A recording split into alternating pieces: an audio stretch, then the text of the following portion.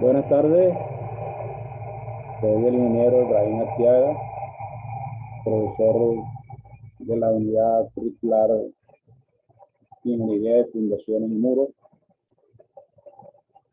el cual voy a impartir para ustedes.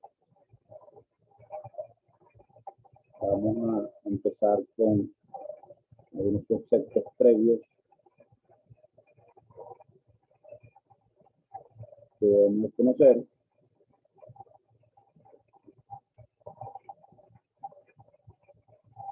La fundación es prácticamente pues es el elemento estructural que comunica la edificación de la superestructura con el suelo. Es la que se encarga de transferir esa carga que tiene de la edificación o de la superestructura al suelo. Como podemos ver en este esquema que les muestro en pantalla, una edificación sencilla con un techo o una losa. Esta losa puede ser una losa nervada o una losa maciza. En este caso tendremos una losa que está apoyada sobre las vigas de cargas. Aquí, las vigas de carga a su vez están apoyadas sobre columnas y las columnas, cada una, están apoyadas sobre la fundación. Si vemos las flechas que reflejamos aquí, vemos que, por ejemplo, el peso de la losa, en este caso se distribuye, una parte iría a una viga y a la otra viga. Son dos vigas que en este caso están apoyadas, donde está apoyada la losa. Entonces tendremos una parte de la viga, de la losa, estará apoyada sobre la viga y nos produce una carga distribuida sobre esa viga. Esa carga distribuida más el peso propio de la losa será transferido a las columnas, a las dos columnas. Si en este caso se transfieren la mitad de la carga para cada una de las columnas. Esas columnas, pues, al recibir esa carga, que vemos aquí, esta flechita negra transmitida, entonces la columna más el peso de la columna, tendremos una carga que tiene que ser que equilibra con esta otra carga, equilibrar que la columna se mantenga estable. Y esta carga que viene del peso de la columna más las reacciones de la viga columna, entonces voy a tener acá que esa carga se transmite a la fundación. Al transmitirse esa carga de la fundación, también más el peso propio de la fundación, esa carga es transmitida al suelo. Quiere decir que todo lo que corresponde a la carga, al peso de tanto la losa, cuanto las vigas, las columnas, toda esa carga más el peso propio de cada fundación son las que son transmitidas al suelo. Por supuesto, el suelo tendrá que tener una reacción contraria al peso que viene por gravedad de toda esta superestructura para poderla mantener en equilibrio. Ahora bien, ¿de qué depende de que nosotros tengamos un suelo que aguante esa carga que viene de la superestructura? Solamente depende del tipo de suelo que tengamos y las condiciones del suelo. Para eso, entonces, vamos a definir lo que es un suelo.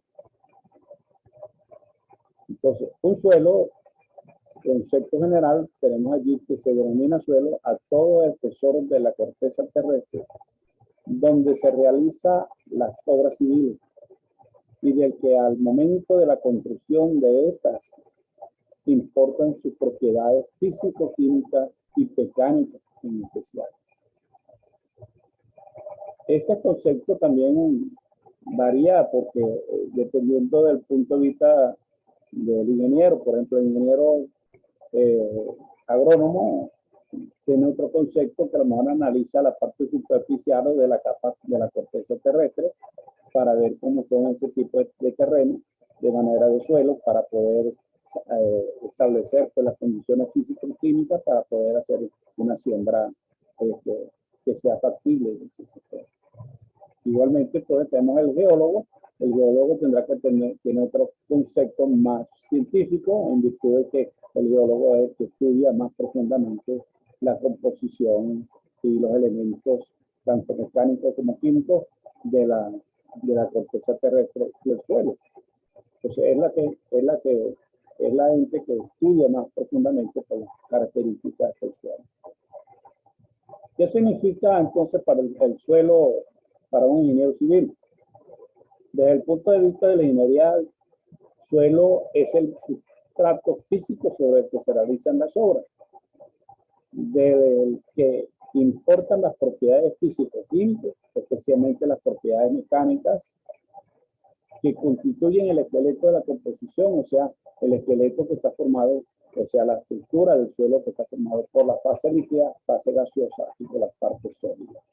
La parte líquida normalmente es agua que hay en el suelo, y la fase gaseosa es aire, normalmente que hay gases del suelo, después de composición, inclusive de la corteza terrestre, de la capa vegetal que hay en el suelo. Conocido esto, entonces vamos a ver qué influencia tiene eso sobre las edificaciones. Entonces, ¿cómo afectan a la estructura los asentamientos diferenciales del suelo? Entonces, podemos decir primero, vamos a ver qué es un asentamiento en la construcción. Y el asentamiento en la construcción es la deformación vertical de la superficie del terreno que se puede dar como resultado de aplicación de una carga o debido a su alteración. ¿Qué quiere decir esto?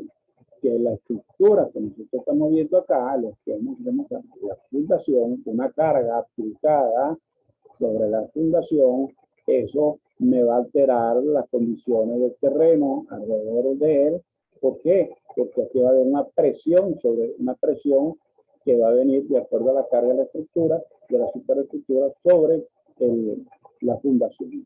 Entonces, eso depende, entonces, lo que llamamos, puede haber un acomodo de esa fundación en el suelo. Entonces, ese acomodo me origina entonces que puede haber asentamiento en colaboración. ¿Qué provoca un asentamiento? El fenómeno que se produce cuando el suelo debajo de la estructura se expande, se contrae o se desplaza de manera desigual, lo que hace que la base se asiente a un ritmo desigual. Quiere decir esto que esta base,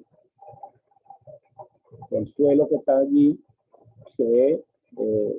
esta base empieza a hundirse y me produce entonces lo que se llama un asentamiento de la fundación. ¿Qué podemos ver entonces?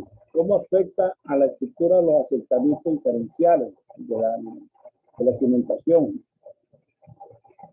Imaginemos entonces que hay un terreno muy blando bajo nuestra casa y otro muy duro. El asentamiento diferencial será, por lo tanto, el movimiento que se da en la zona de terreno blando con respecto a la que se encuentra sobre el terreno duro que queda estable. Esto entonces implica que nosotros tenemos que si tenemos esta casa con 4 columnas, un techo, plata banda, un techo, 4 columnas que soportan eso a través de la viga de carga, y tenemos 4 fundaciones, y en esa casa supongamos que tengamos la mitad del terreno, estas 2 fundaciones que están a mi izquierda estarían en la zona de un terreno duro, fuerte, y aquí tenemos estas 2 a la derecha, que serían las fundaciones que estarían sobre un terreno blando o un terreno fangoso. Entonces, ¿qué pasaría? Por supuesto, el suelo, su característica, el suelo duro, me va a decir que voy a tener allí una resistencia. El suelo me va a aguantar la carga que tengo aquí aplicada, que viene de la columna. En cambio, en el suelo, que es un fango, lo más que se puede producir aquí es que con la carga que yo le aplique, que viene de la estructura, esa carga lo que me va a producir es un hundimiento en el fango, en el suelo blando. Me produce ese hundimiento de lo que se llama el asentamiento. Entonces, con respecto a estas dos columnas, la que está en suelo firme y la que está en suelo duro y la que está en suelo blando, al hundirse, supóngase que con respecto a la de que está en suelo blando se hunde por lo menos unos 10 centímetros con respecto a la que está firme. Quiere decir que aquí hay un asentamiento diferencial de 10 centímetros que se hundieron, o sea, un asentamiento de 10 centímetros. Entonces, esto es porque el terreno es un terreno blando que tiene poca resistencia a soportar las cargas que pueden venir. Como tiene poca resistencia, entonces produce un asentamiento de que es un producto de esa desviación que hay. ¿Cómo podemos saber si estamos frente a un asentamiento diferencial? Es lo que le he explicado ahorita, que siempre se presentan esas grietas, se presentan esas deformaciones o esos hundimientos de las fundaciones cuando hay terrenos malos. Esto me producen causas, efectos en la formación de la estructura y en los cerramientos que hay en una parte se muestra en la vivienda o edificio, sufre un asentamiento diferencial. Si esa parte que sufre ese asentamiento diferencial se desciende una más que otra, o sea, las fundaciones se dieron 10 centímetros una con respecto a la otra, quiere decir que se provocan grietas y fisuras en los muros de la fachada y en las carrocerías. Estas grietas que se producen, que se ven, todo, generalmente son grietas diagonales que aparecen en las esquinas de las puertas y ventanas, en la esquina de los marcos de las puertas y ventanas. Uno observa que hay unas grietas diagonales que son en forma que normalmente comprenden un ángulo entre 45 y 60 grados, y que esto da origen, pues, de que cuando se ven esas grietas es que hay un asentamiento de algunas de las fundaciones. Puede también aparecerse grietas verticales, producto de que hay construcciones que se han hecho y al tiempo se hacen otras y se anexan, y al pegarlas se produce lo que se llama una junta de construcción, junta de obra, y allí cuando hay asentamientos resulta que se produce una grieta, pero no en forma diagonal, sino en forma vertical. Es importante que para uno saber, primero, como vimos acá, que el suelo blando y el suelo, ¿cómo sabemos del suelo blando y sabemos del suelo duro? Primero, porque debemos de conocer, haber empezado desde antes de construir. El proyectista, el promotor debió hacer un proyecto completo de estructura, de la estructura. Y el ingeniero estructural debe tener conocimiento del estudio de suelo que debió hacerse realizado. Muchas veces el estudio de suelo se omite por parte del promotor, y el ingeniero muchas veces se presta para esto, y no debe ser eso así, sino que debe conocerse primero el estudio del suelo. ¿Por qué? Porque el estudio de suelo es el que me va a arrojar qué suelo tengo allí. Que si debajo, lo que vemos superficialmente, no hay garantía de que el suelo esté bien. Del hecho de que tengamos obras vecinas, edificios vecinos, no quiere decir que en mi parcela donde voy a desarrollar debo construir un edificio igual. El terreno cambia y por lo tanto debemos de tener un estudio de suelo que me diga a mí qué hay ahí debajo de ese suelo. De repente tenemos un acuífero, de repente tenemos una cantidad de sedimentos y un terreno que fue formado por sedimentos y no es un terreno apto para construirlo directamente. Entonces, el estudio de suelo que lo hace el ingeniero especialista en suelo es el que me va a dar a mí las características del suelo, las composiciones del suelo y las recomendaciones para yo poder hacer un tipo de fundación, bien sea superficial o una fundación profunda. Entonces, en el caso de que tengamos unas fundaciones superficiales pues, y profundas, lo primero que debemos de conocer es el esfuerzo admisible, la capacidad de soporte que tiene el terreno, cuánto es la resistencia que aguanta el terreno, ese esfuerzo admisible que nos da cuántos kilos por centímetro cuadrado aguanta el suelo. Entonces, esos datos me los arroja el estudio que hace el ingeniero de suelo. Entonces, la garantía para yo poder hacer una edificación que no se mantenga con el tiempo en su periodo de vida es que yo haya hecho un cálculo en base a los estudios de suelo, a lo que arroja el estudio. ¿Qué podemos tener entonces si no tenemos un estudio de suelo? Corremos el riesgo que la estructura puede fallar, la estructura puede tener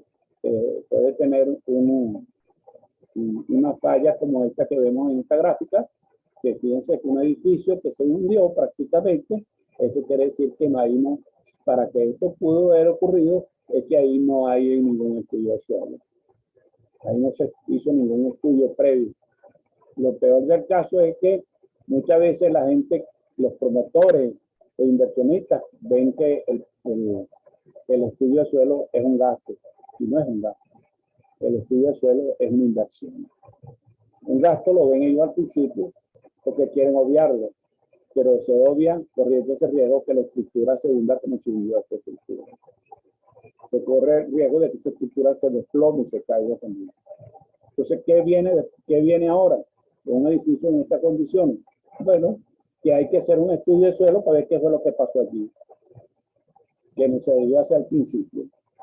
Que se tiene que hacer un estudio de suelo para que diga cómo reparar eso, cómo acomodar eso, si es posible repararlo.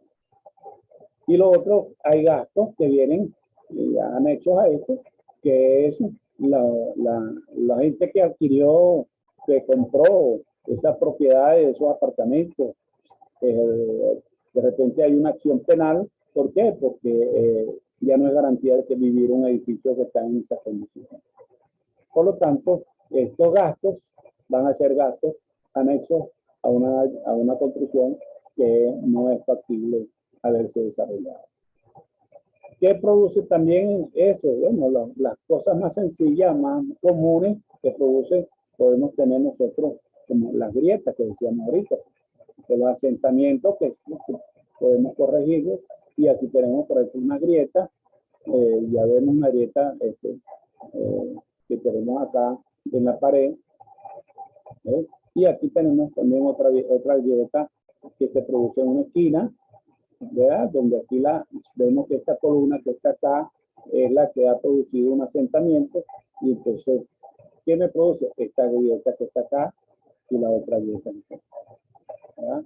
Entonces, igualmente, estas son las grietas pues, normales, comunes y corrientes, se producen sobre todo en los marcos, como vuelvo a repetir.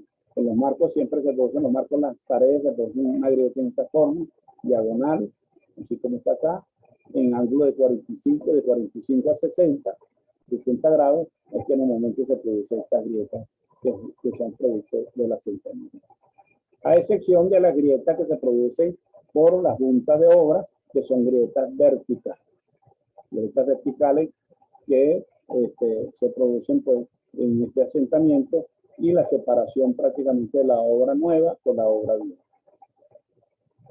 Resumiendo, podemos tener entonces que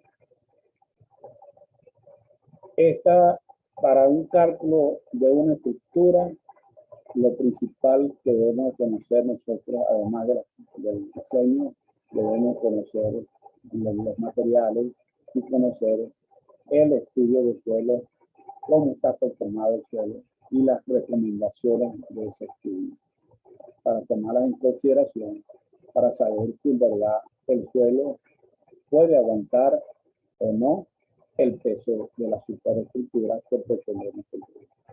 Entonces, vuelvo y repito, primordial. Claro que los estudios de suelo van a depender también de la importancia de la obra. No es lo mismo hacer una construcción de una presa hidroeléctrica, hacer un complejo, un edificio supongo que unos edificios, unos rascacielos, que yo necesito hacer un estudio de suelo muy profundo y hacer una vivienda normal de 2 plantas, de 2 niveles. Entonces ya requeriría menos información. Pero sí, el estudio principal, que es el esfuerzo admisible del suelo, debemos conocer para poder nosotros calcular las fundaciones y tener la garantía de que esa edificación se mantendrá en el tiempo. Hasta aquí pues terminamos la clase de hoy. Muchas gracias por tu atención. Cualquier pregunta, pues estamos dispuestos a responder. Gracias. Hasta luego.